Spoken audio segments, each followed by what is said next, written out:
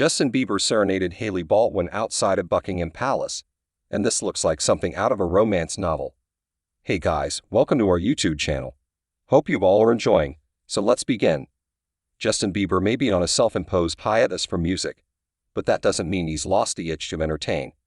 On a recent trip to London with his partner and possible wife, Hailey Baldwin, the singer busted out his guitar, sat on a fountain outside Buckingham Palace, and serenaded Baldwin with an acoustic performance of Tracy Chapman's Fast Car. Bieber prefaced the performance by calling out to Baldwin to tell her, "I love you, babe. I love you so much it hurts. You're my favorite. That girl right there is the love of my life."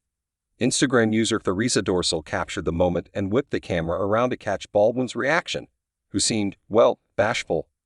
We guess Baldwin isn't used to having karaoke classics sung at or outside royal institutions.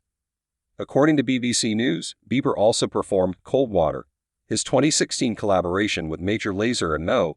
And wow, imagine you go to Buckingham Palace to see the royals and you end up seeing Bieber perform his and Tracy Chapman's greatest hits. As silly as it was also kind of endearing. The Biebs just wants to sing to his girl. This news comes almost a week after Bieber and Baldwin reportedly got married at a New York City courthouse.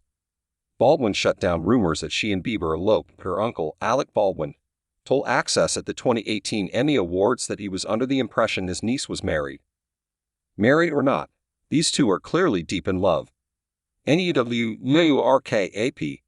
A sense of concern is growing inside the top ranks of the Democratic Party that leaders of Joe Biden's campaign and the Democratic National Committee are not taking seriously enough the impact of the president's troubling debate performance earlier in the week.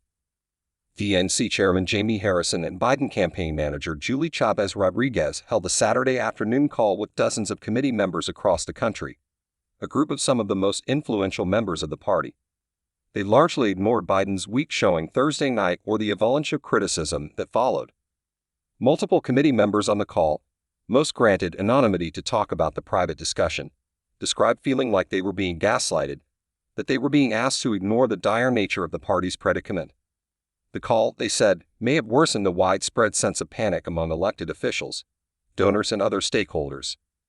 Instead, the people said Harrison offered what they described as a rosy assessment of Biden's path forward. The chat function was disabled and there were no questions allowed. "I was hoping for more of a substantive conversation instead of, hey, let's go out there and just be cheerleaders," without actually addressing a very serious issue that unfolded on American television for millions of people to see, said Joe Salazar, an elected DNC member from Colorado, who was on the call. "There were a number of things that could have been said in addressing the situation, but we didn't get that.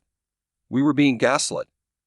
Many donors, party strategists, and rank-and-file DNC members are publicly and privately saying they want the 81-year-old Biden to step aside to allow the party to select a younger replacement at the Democratic National Convention in August. As of now, though, Biden's closest allies insist he remains well-positioned to compete against Republican Donald Trump and have given no indication they will push him to end his campaign. Those best positioned to replace him: Vice President Kamala Harris, California Gov. Gavin Newsom, and Michigan Gov. Gretchen Whitmer among them, reiterated their support for Biden after the debate. Many are anxiously awaiting the first major round of post-debate public polling to determine their next steps. Polls from CNN and 538/Ipsos conducted soon after the debate found that most debate watchers thought Trump outperformed Biden. But the two men's favorability ratings remain largely unchanged, just as they did in the aftermath of Trump's conviction on charges in New York that he illegally participated in a hush money scheme to influence the 2016 election. In a subsequent appearance on MSNBC, Harrison downplayed the significance of the conference call, which he said was part of her regularly scheduled communication to talk about the state of the race and the upcoming national convention with the DNC's many elected members across the country. Biden and his campaign have sought to project confidence in the days since Thursday's debate in which the president, who already faced serious concerns about his physical and mental stamina, offered a performance punctuated by repeated stumbles, uncomfortable pauses, and a quiet speaking style that was often difficult to understand.